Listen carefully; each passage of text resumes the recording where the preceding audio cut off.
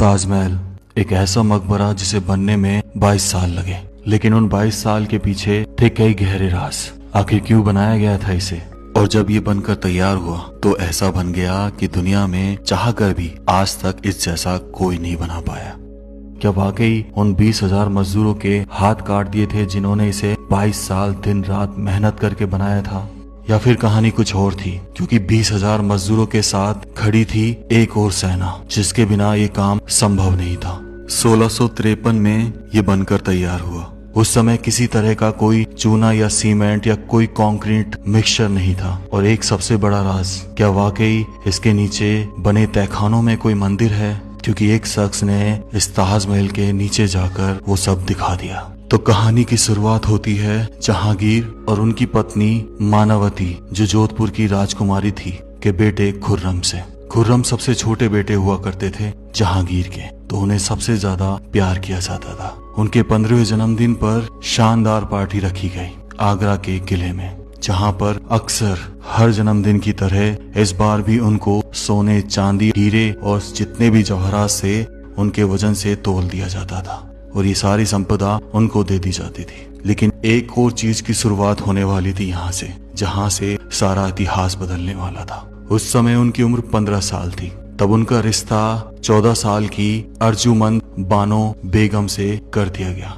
जो नूरजहां बेगम की भतीजी थी, यानी उनके भाई की बेटी। जब अर्जुमंद बानो 19 साल की हो गई तब उनका विवाह खुर्रम से कर दिया गया। अर्जुमंद बानो बेगम के पिता फारसी थे और शादी होने के बाद उनको उपाधि दे दी गई मुमताज महल की, जिसका मतलब होता है कि महल का सबसे कीमती आभूषण। खुर्रम खान का नाम बाद में शाहजहां पड़ गया और उनको ये नाम दिया था जहांगीर ने, क्योंकि उन्होंने बहुत सारे युद्ध लड़े और उनमें विजय प्राप्त करी। शाहजहां का मतलब था दुनिया का बादशाह। वैसे तो शाहजहां की 6 बीवियां थी, लेकिन सबसे ज्यादा वो मुमताज को चाहते थे, जो उनकी एक सलाहकार भी बन गई थी। शाहजहां के पिता की मृत्यु 1621 में हो गई। तब उसके 7 साल बाद 1628 में उन्हें बादशाह बनाया गया। बादशाह बने अभी कुछ समय हुआ था कि उन्हें एक युद्ध को लड़ने के लिए जाना पड़ा। इस युद्ध को तकरीबन 2 साल तक लड़ा गया और जीत हासिल की। वो इस युद्ध का जश्न मनाते, लेकिन एक बेहद दुखद समाचार उनका इंतजार कर रहा था, जिससे उनकी जिंदगी बदल गई। उन्हें पता चला कि उनकी पत्नी मुमताज अपनी 14वीं संतान घोरा बेगम को जन्म देते समय बुरहानपुर में निधन हो गया है। इस बात को सुनकर शाहजहां गम में पागल हो गए। 8 दिनों तक उन्होंने कुछ खाया पिया नहीं और अपने आप को अंधेरे में कैद कर लिया। लेकिन उनको मुमताज की आखिरी इच्छा याद थी कि उनके लिए ऐसा मकबरा बनाया जाए जो दुनिया में कहीं और नहीं। तब शाहजहां ने निश्चय किया कि वो अपनी सारी संपत्ति लगा देंगे उनके लिए ऐसे मकबरे को बनाने में। तब काम शुरू होता है ताजमहल का, क्योंकि ताजमहल को यमुना नदी के किनारे बनाया जाना था आगरा में। तो ये बेहद कठिन काम था उस समय, क्योंकि अगर नींव खोदी जाती और अगर कहीं पानी का बहाव उस साइड आ गया तो कैसे बनाया जाएगा।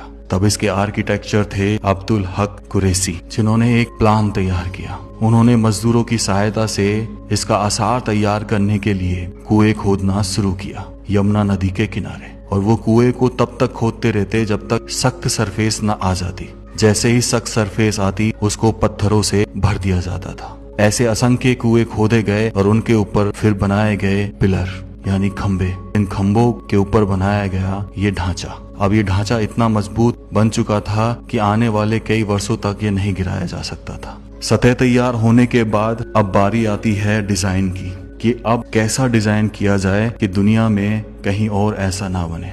तब इस डिजाइन को 3 मकबरों को ध्यान में रखकर बनाया गया। सबसे पहले अपने पिताजी जहांगीर के मकबरों पे बनी मीनारों से एक आइडिया लिया गया। उसके बाद अकबर की कब्र के नीचे बना जो ढांचा था, जो सतह थी, उसका आइडिया लिया गया, और अपने अंकल के इस गुंबद का आइडिया। इन तीनों आइडियो को मिलाकर अब्दुल हक कुरैशी ने तैयार किया एक ऐसा मैप जिसे बनाने में पूरे 22 साल लग गए। उस समय इसको बनाने के लिए 20,000 लोगों ने दिन रात काम किया। जब ढांचा तैयार हो गया तब इसके ऊपर लगाया जाने वाला था बेशकीमती पत्थर। उस समय सबसे बेशकीमती पत्थर माना जाता था राजस्थान के अजमेर के मकराना का, जो एक सफेद संगमरमर हुआ करता था। तब कई असंख्य हाथियों ने मिलकर उस पत्थर को ढोया और मकराना से आगरा लेकर आए। अगर ये हाथी नहीं होते तो ये काम संभव नहीं था। तब दिन रात मेहनत कर कर इस पूरे ढांचे को संगमरमर से ढका गया, लेकिन काम अभी पूरा नहीं हुआ था। काम तो अब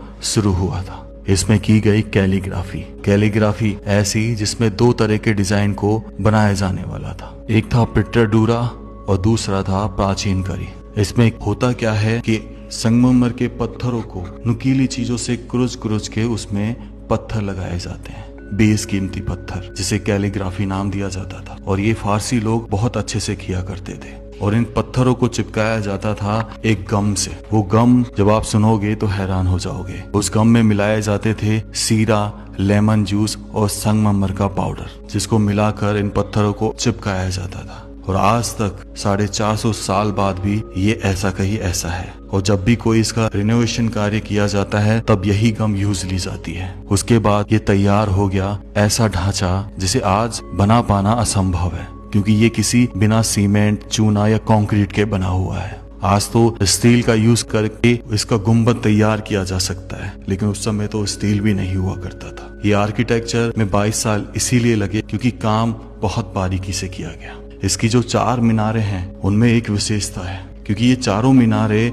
बाहर की तरफ हल्की सी झुकी हुई हैं। और इसके बनाने के पीछे कारण था कि जब इसके सामने बने सलामी गेट से आप ताजमहल को देखते हैं तो ये बिल्कुल सीधी दिखाई देती हैं और ताजमहल आपको बहुत बड़ा दिखाई देगा। लेकिन जैसे ही आप इसके करीब पहुंचते हैं तो ये ताजमहल छोटा हो जाता है और मीनारें बाहर की तरफ झुकी हुई नजर आती हैं। उस समय के कारीगरों ने उस इल्यूजन को इस्तेमाल किया अपनी तकनीक में। सबसे बड़ा कारण इस मीनारों का बाहर की तरफ बनाए जाने का कारण यही था कि जब कभी कोई भूकंप आ जाए तो ये मीनारें ताजमहल के ऊपर ना गिरे, साइड में गिर जाएं और ताजमहल को कुछ भी ना हो। इस तरह की तकनीक इस्तेमाल की गई थी इस ताजमहल में। लेकिन एक राज आज भी सोचने पर मजबूर कर देता है कि आखिर ताजमहल के नीचे बने तहखानों में क्या है। जब ये चीज ज्यादा उठने लगी तब ASI ने उन 22 कमरों का राज खोला। जब आप ASI की साइट पे जाएंगे तो वहां आपको ताजमहल के नीचे बने हुए उन कमरों की फोटोज मिल जाएगी।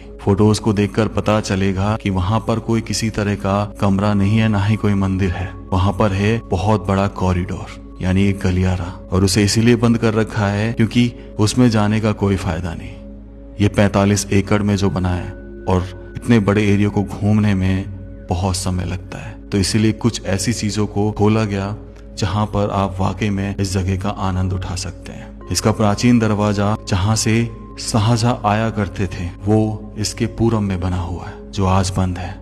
उस समय यमुना नदी में नाव में बैठकर इस गेट से शाहजहां अक्सर इस ताजमहल को निहारने आया जाया करते थे। लेकिन 1658 में जब औरंगजेब ने कार्यभार संभाला, तख्ता पलट किया, तब उन्होंने अपने ही पिता शाहजहां को, कहा जाता है, ताजमहल बनवाने के लिए आगरा के किले में कैद कर दिया। लेकिन वहां उनको एक सुविधा दी गई। आगरा के किले में जहां कैद किया गया था उसे मुमसनबर्ग कहा जाता था, जहां से ये ताजमहल आज भी दिखाई देता है।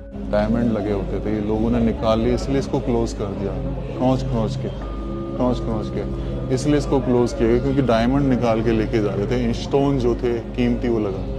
यहाँ पे देखो किस तरीके से कारीगरी करी। ये जेल हुआ करती थी उस समय की, और बीच में जो है फाउंटेन दिया गया था, मतलब ये डिजाइन किया था किसी और चीज के लिए, और ये बने। तो कहते हैं कि आखिरी समय जो था यहाँ से ताजमहल दिखाई देता है, उसको देखते हुए उनकी आखिरी सांस निकली। 1666 में शाहजहां ने इस संसार को अलविदा कह दिया और उनकी कब्र भी मुमताज महल के बगल में बनाई गई और दफनाई गई। एक अमर प्रेम कहानी आज इन कब्र में है। एक कहानी अक्सर हम बचपन से सुनते आए हैं ताजमहल के बारे में, कि ताजमहल को बनाने वाले जितने भी कारीगर थे 20,000, उन सब के हाथ काट दिए गए थे ताकि फिर वो इतिहास में ऐसा दूसरा ताजमहल ना बना सके। लेकिन कैसे काटे होंगे हाथ? 20,000 कारीगर थे।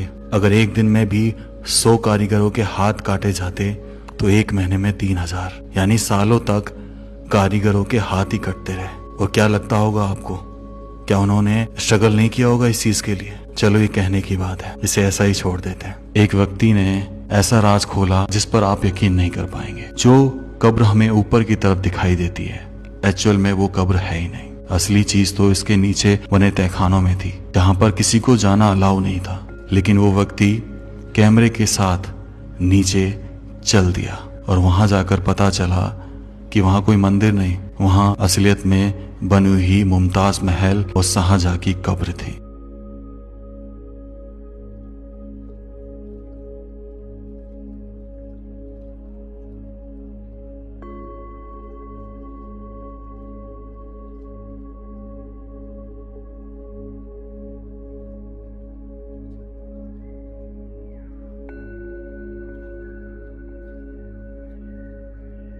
कैसा लगा आपको ये वीडियो जरूर बताइएगा।